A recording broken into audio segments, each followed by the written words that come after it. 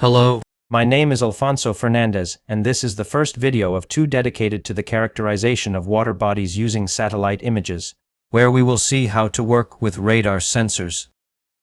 We are going to see an introduction to remote sensing and some basics of water bodies detection in different sensors, and then we are going to go into the case of radar images. As a practical application, a video tutorial using a Sentinel-1 image is available. Remote sensing is a very powerful tool of which it is necessary to consider some of its principles. There are active and passive systems that can be used depending on the objective. There are different resolutions that influence the products. It is a technique that makes it possible to observe places all over the world on a regular basis and with sufficient temporal frequencies to analyze water bodies. Atmospheric components as well as radiation interactions with water surfaces have to be analyzed in detail. And there are a large number of numerical methods and processing techniques to extract all the information. The electromagnetic spectrum is the sequence of all known radiations. Two main regions are used in remote sensing: the visible light and infrared region known as the optical window, and the microwave or active systems region. Sensors are designed and built with different wavelengths in these two regions to extract the maximum information possible from the surface elements. On the screen you can see the wavelengths of some bands used in both regions. It is also of great interest to use thermal radiation bands. These bands store the amount of emissive energy of the objects, proportional to their temperature, and can be used in various oceanic applications.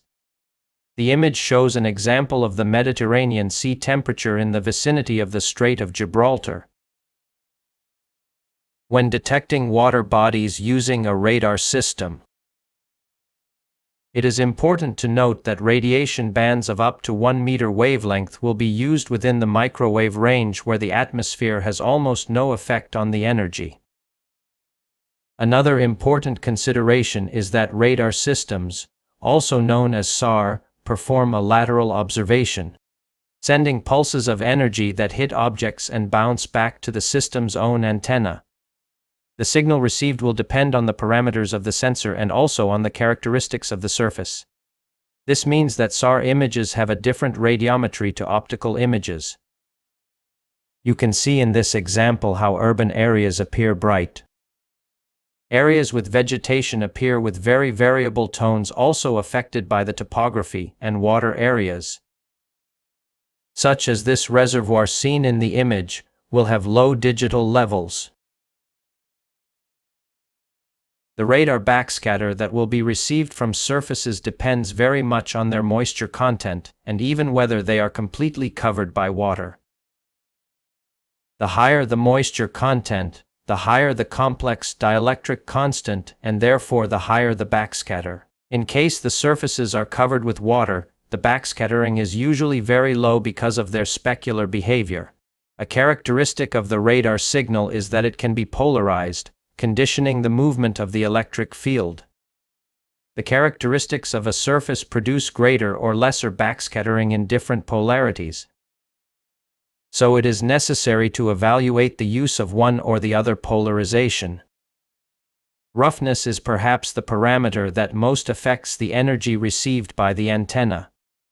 The swell of the water, understood as the roughness of the surface and a consequence of the intensity of the wind, is conditioning the intensity of the backscattering in such a way that there can be from almost specular behavior to scattering in multiple directions, as can be seen above on the right. Regarding SAR image processing, classical segmentation and extraction methods can be found. From the most basic thresholding methods to those included in the so-called machine learning methods, to classification or texture analysis methods, among others. A review of the so-called traditional methods can be seen on the screen, as well as some references to the aforementioned methods. But on the other hand, there are new methodologies based on neural networks.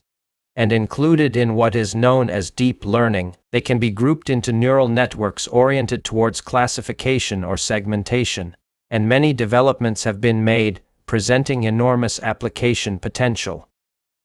As an example, and applied to an image fragment containing sea and lake.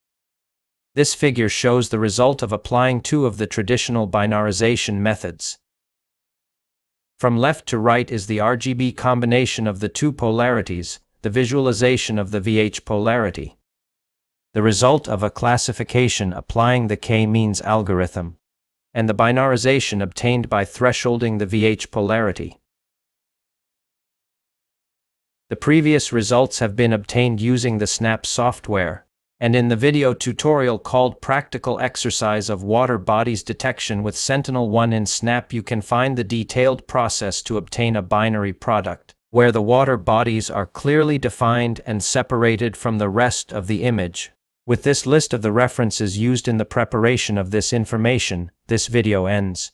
Thank you very much for your attention.